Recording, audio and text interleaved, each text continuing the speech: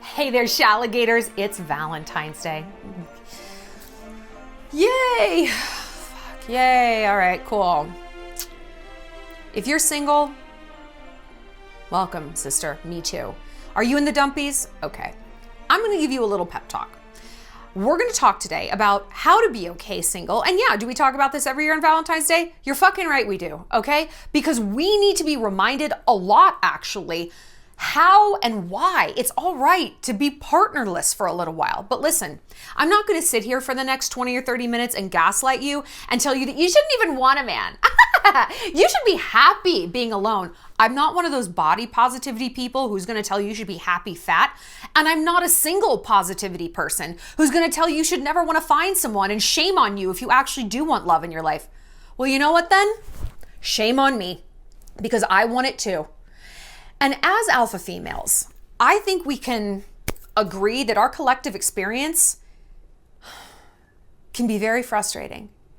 We work so hard to be so diverse and smart but pretty and warm but tough and this and that. And it's basically that whole speech from the Barbie movie, right? We know what that's like. And through all of this work we do on ourselves, from the Botox to the gym, to the studying, to the boardroom, we are promised one thing. We do it because we think, oh my God, everyone's gonna love us. Somehow we're gonna make the most amazing friends who are loyal and really there for us. And more than anything, we're gonna find our perfect partner. That's the promise. I talk about this a lot in the Shallon. I call it the covenant of the nerd. It's the promise that you are sold as a nerd, as an achiever, where it's kind of like, hey, if you work really hard and get to this amazing level, whether that means you're a doctor or you're famous or you're really hot or something like that, everyone's going to love you. And love is going to be easy. And yet, I don't know about you, but I look around my life and I see a lot of single alpha females. And I look around truck stops and gas station casinos and I see a lot of coupled up girls. Why? Why does love seem to be so easy for inferiors? Why do pigeons have a flock and eagles are by themselves? By the way, what do you call a flock of pigeons? You know, there's like a murder of crows, a pride of lions. Would it be a sludge of pigeons? A mucus of pigeons? I think a sludge would work. Okay, I'm gonna go with that. Why do pigeons get a sludge? And eagles and most of these like alpha creatures, they're kind of on their own. Why is that fair? Well, listen, you might be doing a few things that I have historically done over time that I can look back on and I'm like, ugh, that was unwise. Little behavioral things that you can shift that do not detract from who you are. This isn't about you dumbing yourself down. This is not going to be a video, first of all, where I gaslight you, like I said, and tell you that you should be thrilled to be single and never want to find anyone. Absolutely not. I'm also not going to tell you to be really fucking stupid in order to find love. I'm not going to tell you that. I'm going to tell you something a little bit in the middle. There's going to be a few little switches you can make if you can overcome your own ego. Yeah, I'm going to read you a little bit as I'm reading myself along with you. That is going to make it easier for you to find a great partner. I'm going to tell you what guys are actually looking for and why you do see the sludge of pigeons happy as can be. Why do they deserve that? And you don't. Sweetheart, you do. You just have to take a little bit of a different approach. But before we get started, I want to remind you guys that we have a new way to connect. It's on Passes. You guys know I used to have the availability to ask me a question on my website. I have moved all of that over to passes.com. So if you want to connect with me, send me a question, get a guaranteed answer in 48 hours. You can either get an audio note or a video response. Go to passes.com. I'm Shallon XO, and I've had a few already, and my videos back to these girls were like 10 to 15 minutes. I'm like, blah, blah, blah, blah, blah, blah. I say it's a minimum of 3 minutes. Who in the hell am I trying to fool? Once I get going, I can't stop. Or if maybe you feel like you need friends, come to the Shallon. Whatever it is you need, I've got you. I am like the target of people. It's not a flattering comparison, but you know what Swiss Army knife? Is that better? I don't know. the Shallontrage. First of all, a lot of the tips I'm going to give you from this video are contained in courses in the Shallontrage. From the dating app course, which is going to take you through everything you need to know about online dating, literally word for word what to put in your profile, because I am like the profile whisperer. I'm fucking great at it. I meet a lot of great guys on there. And then even how to act on a date, because you might think you know, and maybe you don't, and maybe that's why things just don't progress. Plus, you're going to get my Valentine's Day course called Get What You Deserve. Okay? I'm going to tell you the mindset to change and to switch into just being the pampered princess that you know you want to be, but you don't know how to get there. I'll tell you how to get the dates, sex, gifts, and behaviors from either any man you want or the man who's already in your life. You don't have to dump him and start from scratch. Plus, you get Evil Week.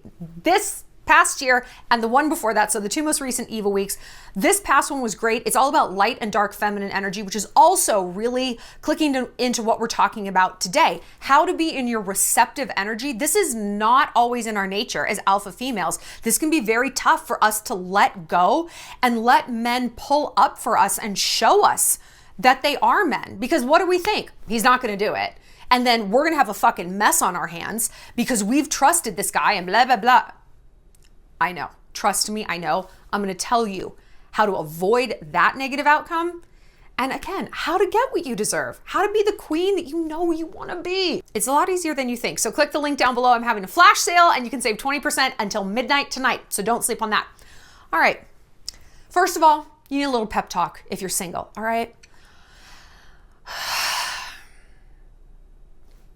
I said I wasn't going to gaslight you, and I'm not. Not a lot. Okay, just like a baby gas, just a little flicker, you know, one of those little twinkle lights, like a baby twinkle light gaslight. Okay. First of all,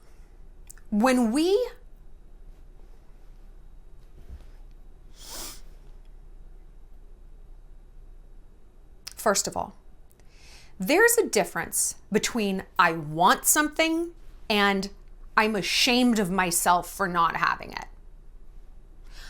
I want that dress, okay? That's the pain. I want the dress. The suffering, and there is a psychological difference between pain and suffering. The suffering is the story you tell yourself about the pain. I want the dress, and I can't have it because I'm fucking dumb.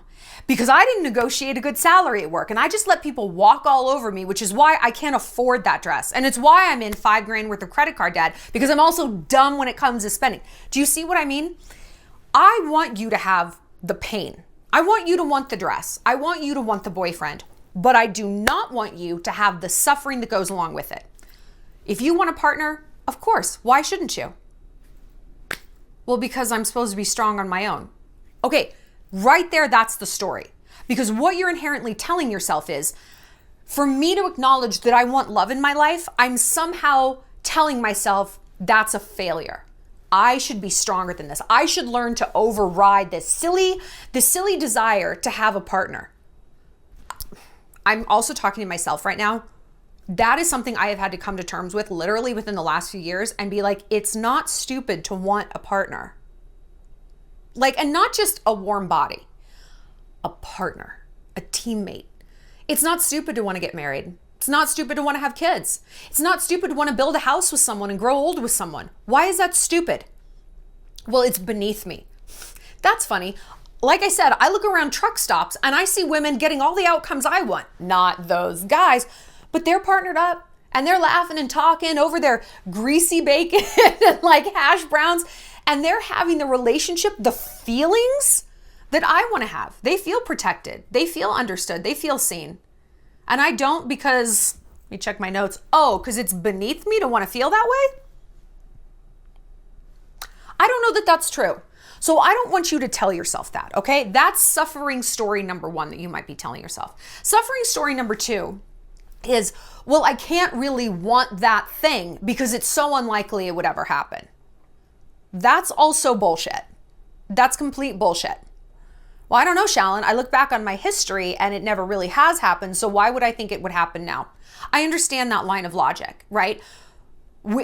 one thing logic tells us is the best predictor of the future is the past. I mean, we look at this with like addicts or people who are not thoughtful or people who are lazy or people who have bad habits. It's like, I don't know, if you keep doing what you're doing, you're probably going to keep getting what you're getting.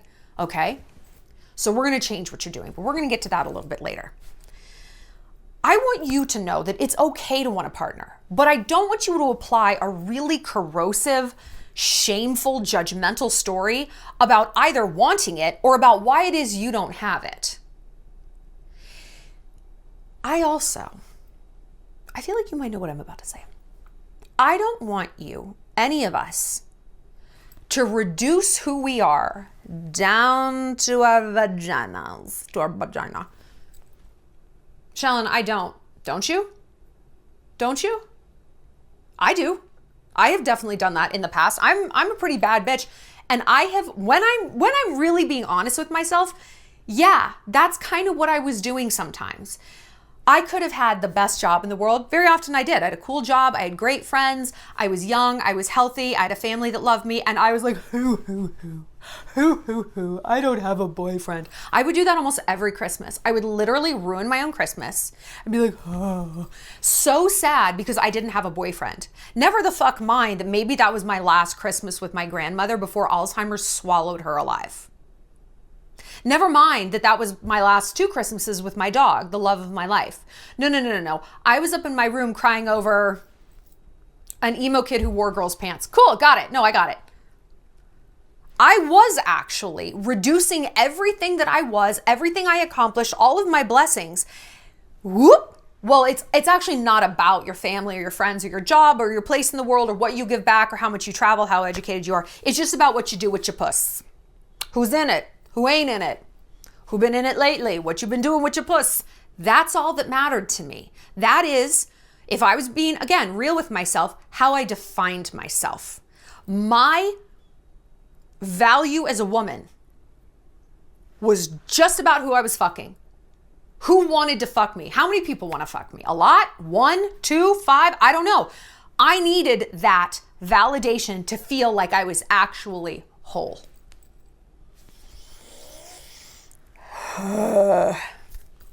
When you put it like that, are you not like awash with douche chills? Just like bleh, so disgusted by yourself? Okay, listen, I don't want you to stay in that place. I don't want you to stay in the place where you're grossed out by yourself because you're like, yeah, no, I think I do define myself by who I'm dating.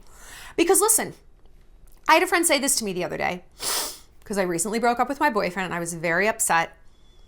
And she's like, I just don't want you to like define your happiness by who you're dating. And I said, I don't either. And I don't, but it really is the missing piece of the puzzle.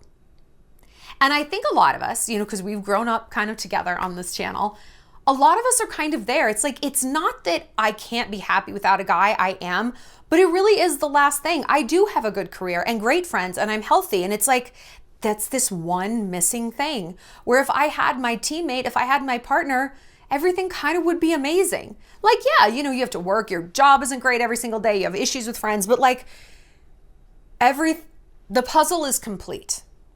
The puzzle is complete. I understand that. I definitely understand that, which is why I'm not going to gaslight you. They're like, you shouldn't want a man. You should be whole on your own. Well, yeah, man, no shit. And you might be like, I am, but it's like that's working against me. I'm too good on my own. And then it's hard for me to let people in my life. You might be absolutely right. Like you might have stumbled onto the exact right answer. So how do we correct this? If you're a girl who is almost too good on your own, very alpha, confident, has everything going for you, and you're like, why? Why isn't this hitting? Why aren't guys like flocking to me? Look at me. I'm a champion. What more could you possibly want? That kind of is the issue. Since I moved to Montana a few years ago, I just have to say I'm getting very disillusioned with this place. I am. I'm getting very disillusioned. This is a very random sidebar. Do you guys know that I am arguably one of the most hated people in the state? I am. I don't know if I told you guys, I think I have like touched on this when it happened over the summer, but I did an interview with a business magazine about moving from New York City to Bozeman, Montana, and it was an absolute hand job to this state. It was so complimentary, gushy. I love it here.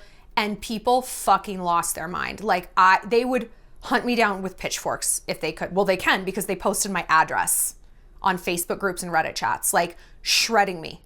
Like the local government had to get involved on the Bozeman Reddit thread and be like, you have to stop. Like this is making our town look literally psychotic. You have to stop. Leave this woman alone. Because people were canceling trips here. They're like, is this how you people view outsiders? Yes. Like I'm an outsider. I'm an influencer. I'm a woman.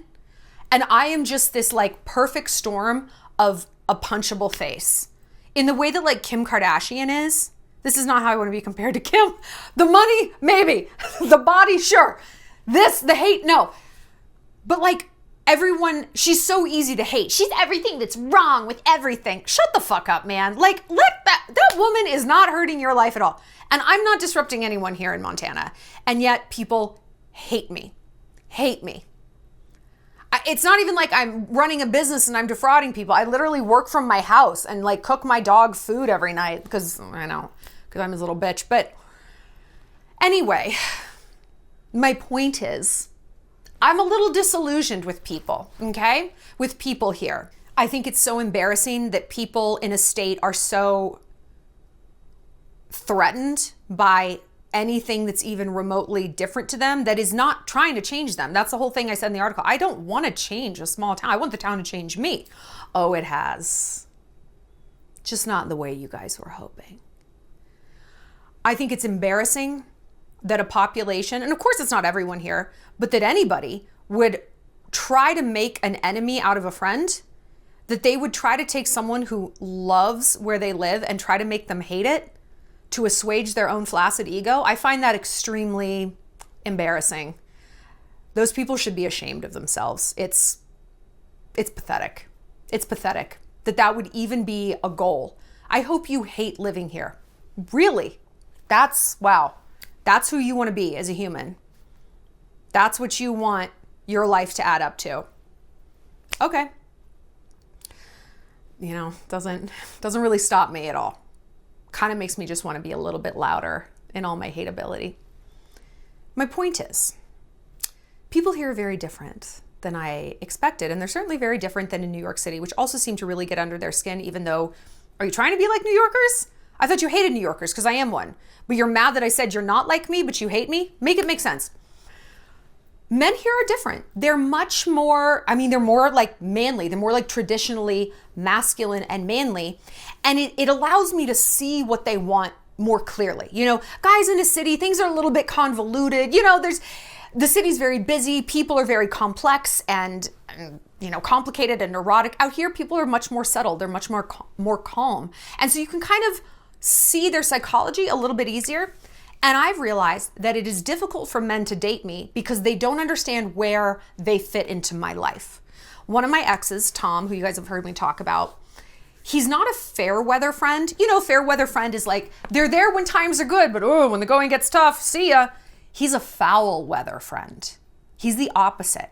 When I've been in trouble, he's right there. He is right the fuck there with a loaded AR-15, with a truck to pull my truck out of a ditch. He is a fixer and a problem solver. And it dawned on me that he always will pull up for me because that's when he finally can see clearly and easily a use in my life. And it's crazy to me. And I'm sure you're thinking like, of course a man has a use in your life. Love is added value. Love is the return on investment. Having a shoulder to cry on, a chest to lean on, a man to kill the spiders and change the air filters. Like, can they not see that? No, they can't. It's not as immediately as I need help. I need help. And I know that phrase, I literally just got chills. I got chills saying that. We are not women who have been trained to say that phrase a lot. It feels like acid coming out of my mouth. I can say I love you faster than I can say I need help. It is not what we're trained to do. It's a cold world. And if you ask for help, guess what? I bet you haven't gotten it in the past.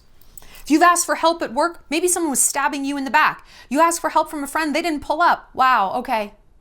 You might have learned real quick, you're on your own, baby girl. Maybe you grew up without a dad. I did.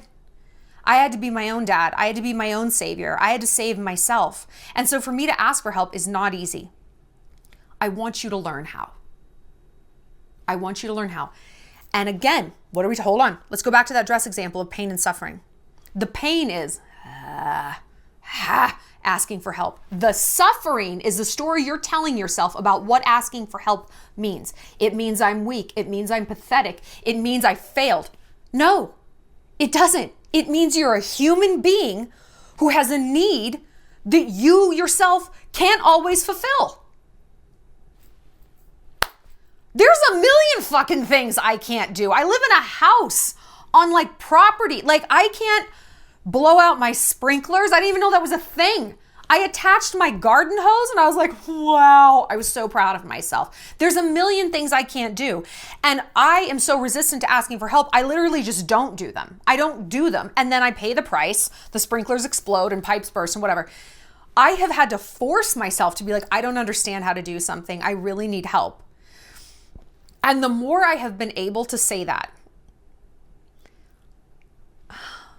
the better my love life has gotten. Because first of all, I was able to confront the monster under the bed and be like, it actually doesn't mean that I'm a complete fucking weakling. People don't look at me like I'm a failure. They look at me like I just need help with something. And they don't think, wow, she needed help with those sprinklers. Tomorrow she's illiterate. Where will it end? She's going to give up her business. She's just a complete failure. This is just the first domino to fall. Nobody thinks that. This is the suffering story. This is the crazy person story that we're telling ourselves in our brain. No one else thinks that about you. No one else thinks that about you. And if someone does say that, wow, sorry girl, I thought you were an independent woman. Because listen, I have had someone say that. The person who said that to me is, let me just run through the notes here. Obese, sleeping with a married man, an alcoholic, okay, and smokes a pack and a half of cigarettes a day. This person has a lot of demons and a lot of reasons to shit on someone like me who's living right. And that was her one little foothold. That was her one little, I've got something up on Shallon because I can blow up my own sprinklers. Cool. That's not the only thing you're blowing, sweetheart. So she took that opportunity to attack me. And when she did, I was like, get the fuck out of here, Lily. Like, are you fucking crazy? Like, my whole life is on point. And it made me like punchy. I was like, excuse you, I am an independent person, but I've also lived 15 years in an apartment in New York City. And no, I don't have any experience with sprinklers. Go fuck yourself. You know what you don't have experience with? Treadmills. Sit your ass down. You don't have experience running your own company. Healthy love. Unclogged arteries. Clear lungs. You don't have experience with any of this. So cool. I'll take the L on the sprinkler. Thank you. I want you, when you ask for help on something, I want you to look at the people who are like, And I want you to get good and mad.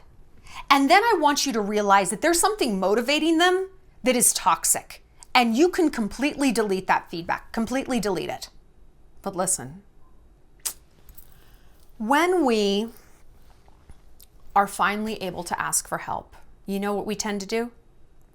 We interfere. We interfere, we doubt ourselves. No, just let me do it. It's one thing when we can ask, hey, I would love for you to plan a date night. Hey, I would love for you to help me with dinner. Are we in a headspace where we can trust men to pull up? No.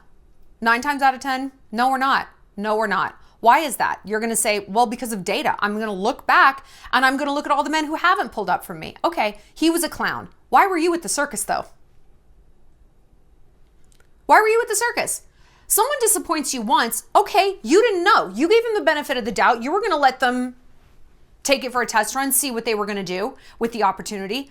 When they blew it, why did you stick around? Don't ask the clown why he's the clown. Ask yourself why you're front row at the circus over and over again. Because again, when I look back on my life, that was the issue. If I could look back on my life and say, you know what, every time someone showed me their truth, who they were, the kind of effort they were willing to put in, their commitment level, and it wasn't up to my par, I left. Every single time I left. Do you know how much bitterness I would have? Zero. I would be 0% bitter. I have bitterness and resentment because I fucking stayed when I saw it. I made excuses. I took on the burden. I blamed myself. Well, I'm just asking for too much. My standards are too high. Ooh, I got to keep sweet and keep small.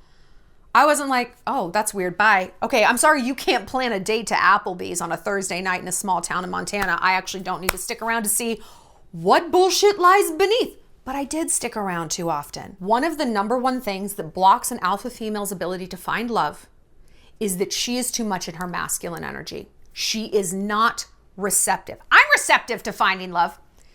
Receptive to letting a man act like a man. Why is this so hard for us? We're used to acting like a man. This masculine energy and this masculine force that we have is what gets us the corner office. It's what allows us the courage to travel abroad by ourselves or to move or to get out of our small town or leave our religion or stand up to our haters, okay? It works against us in love because we have to protect ourselves a lot of times. And then we wonder, why aren't men protecting us? Because they don't know where they fit in.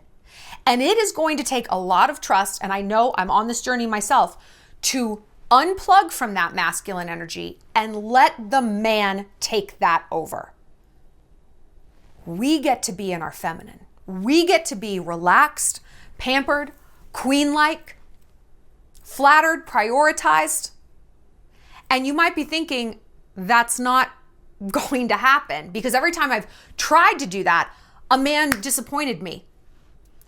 Did you get rid of him immediately? If you did, great.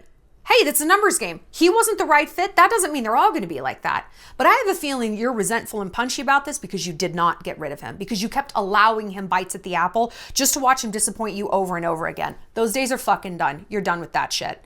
I give a man a chance. I give him one. This isn't fucking baseball. 3 strikes and you're out. Baseball is boring. You strike out once, you're absolutely out. I don't give people second chances. Why would I?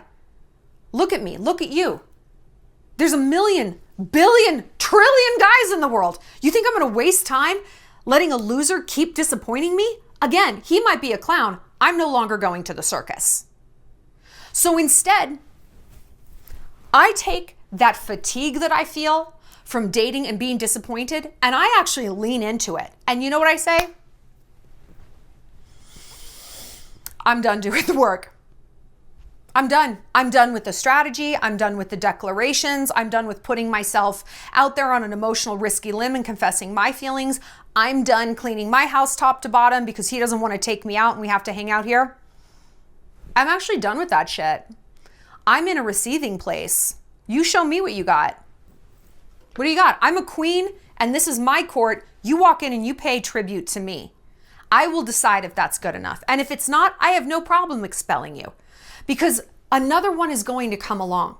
It won't though. You will not have another better man come along. Again, if you keep these bad ones still in your line of sight. If you still keep them priority in first place, there's no room for the good ones. And you might be thinking, I don't know that there are the good ones. And I'm kind of in this place where either I settle or I'm alone. And I don't want to be alone. I need to get piped out. I need to get taken out. You know, I want someone. When you're hungry, half a sandwich is better than no sandwich. I get that. You're gonna need to be a little bit less of a chicken shit though. I'm talking to myself right now. You're gonna need to be a little bit less of a puss and a little bit more trusting. Not just in that the universe is gonna bring you someone. Not just trusting that, hey, I'm gonna need to clear my path before something great can move into this. You need to be trusting in yourself. You need to trust that from here on out, when someone shows you who they are and it's not up to snuff, you have the guts to be like, okay, bye. That is why you are having trouble meeting someone. You have no faith in yourself that when you read the writing on the wall, you will actually act upon that. That you will do what needs to be done and move the toxic people out of your way. You don't trust yourself to do that. You know how you start to trust yourself to do it? You fucking do it, girl. You actually do it. You're confronted with that and you're like, I'm sorry, you're a nice guy. You're not a toxic person. This just isn't good enough for me. You become pass fail. C's get degrees? Not around here, they don't. If you're not an A+, you're an F-, and that's it. That's it. And yeah, I understand that the downside of that, the extreme that could go in the other direction, is you just cut people off too fast, right?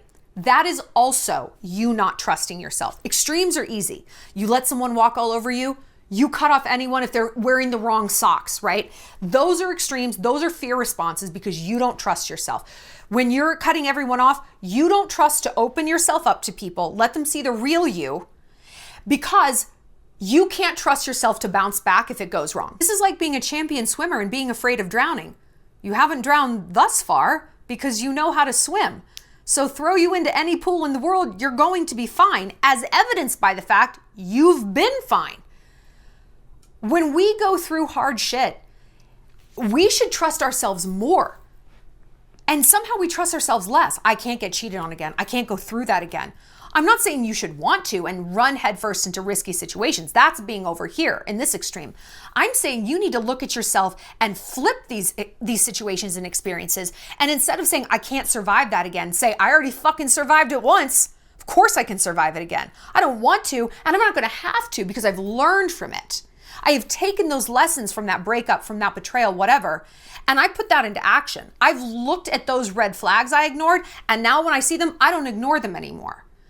That heartbreak was actually a graduation day. That was a diploma I received. That setback, that was a setup, because now I'm smarter and stronger and meaner. So stop looking at all these painful things from your past as an excuse for why you can't go forward. Honey, they are the reason you go forward. They are a toolbox. All that pain is the toolbox. It's going to carry you into the next scenario and have you sail through it so much easier. So I don't want you on either extreme. You're not cutting people off willy-nilly and you're not letting them stay. You're going down the middle path. People are coming correct. They're showing interest, intention, prioritization, protection, pampering, or they're not. And you get to decide what feels good to you. It doesn't have to be anyone else's metric. I'm a peacock out here in Montana. I want very different things than what most women want. Fuck them. I don't care. I ain't trying to date the guys they're trying to date. They're not trying to live my life. If you saw their skincare routine, you would know how true that is. And I don't need to explain myself. Like, no, I want to go on fancy dates. I want to go on fancy vacations. There are some things I don't care at all about. Can't think of what those are because I care about everything. I'm such a brat. But hey, I can back it up. And who cares? I would rather have a smaller dating pool, but 80% of the people in that dating pool hit all of my metrics, than have an ocean at my disposal and like nobody's meeting the mark. Because I am okay on my own. I'm great on my own. I don't define myself by who I'm dating. Yeah, of course I want love in my life. But until that comes along, you know what? Here's a good takeaway for you. What if we just enjoyed the ride? Oh, we enjoy dating and heartbreak? No. Enjoy the ride of you. Enjoy the ride of your life. Enjoy the luxury of starfishing the bed and having weird girl dinner. Do you know what I had for dinner last night? Sardines that I brought back from the south of France and a crusty baguette and then hot chocolate. That's what I had for dinner. And I was like, I was so excited and so delighted because I didn't have to consult with anyone else about that. And what is the definition of luxury? Doing whatever you want, isn't it? Luxury means I do whatever I want whenever I want. And yeah, of course you want someone there with you. You want to find that teammate and have your buddy and have your plus one. But until then, what if you could acknowledge that single doesn't mean lonely and sad and depressed? What if being single meant luxury? What if being on your own was the height of indulgence? Well, it doesn't feel like that. That's on you, bitch. Go indulge. Eat your weird girl dinner. Go get a cheapy little massage at the little Asian place in the mall, okay? Go make your life indulgent.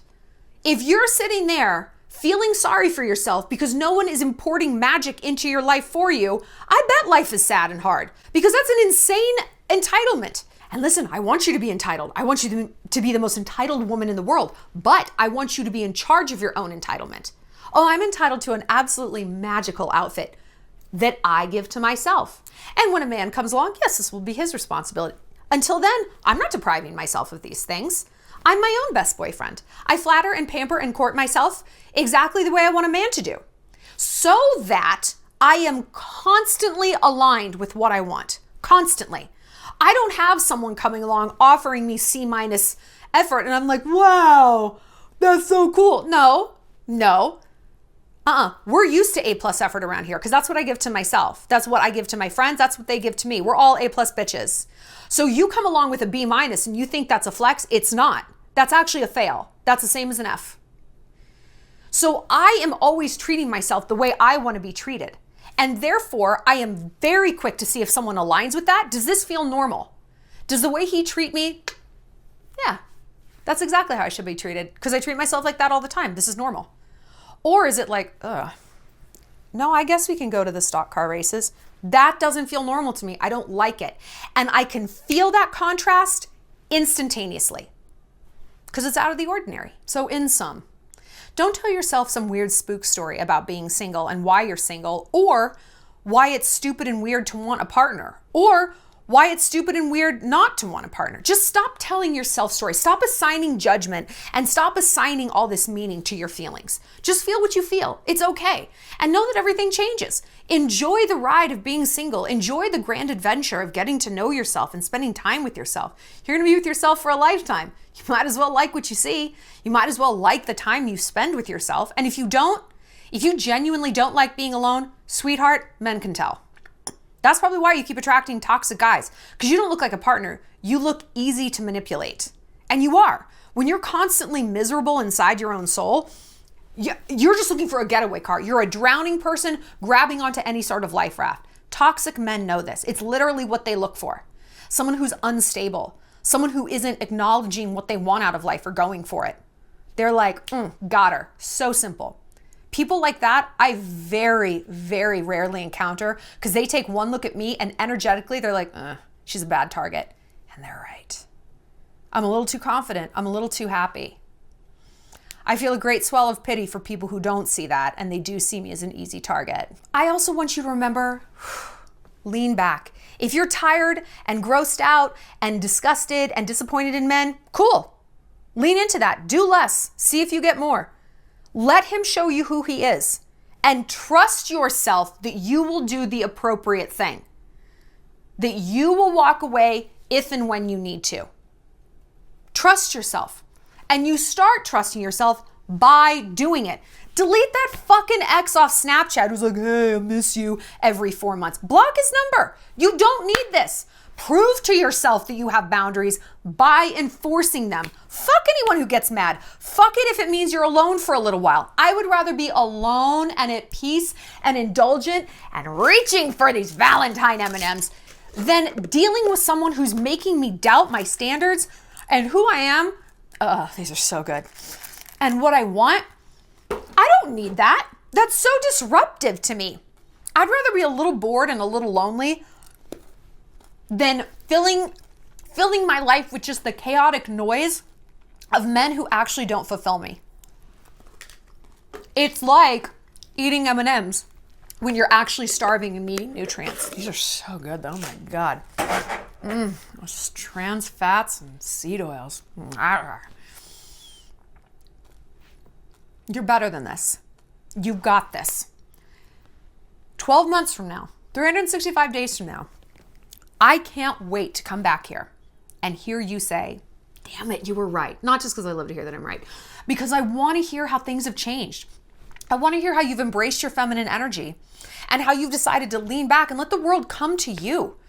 Not at every category. You're still going to go after friendships and travel and fitness goals and work, of course. But in love, you're the queen on the throne. What tributes are you paying to Her Majesty today? That is the attitude. Because listen, if no one pays you the tributes, at least you can look yourself in the eye and say, I didn't breach my boundaries. I didn't lose myself to hold on to someone who really didn't care if he held on to me. Yeah, I maybe spent a little bit more time alone, but I learned to be okay alone. I learned to like myself because I was proud of myself that I did walk away when I needed to, and that I didn't frantically grab and hold on to a man who really didn't give a fuck if he was around or not. I'm proud of myself. And let me tell you, love always comes to girls who are happy and proud of themselves. I promise. I'm excited to see what the future holds from us. Like I said, if you need help, find me on passes.com, link below. And if you want to like connect with some other chicks, it's Valentine's Day. It's Galentine's Day. Let's just all be friends. Come on over to the Shallon Entourage. You can save 20% with the code VALENTINE'S below. Flash sale ends tonight at midnight. And I will see you next time. We're going to get back to our celebrity programming. I'll see you later, Shallon.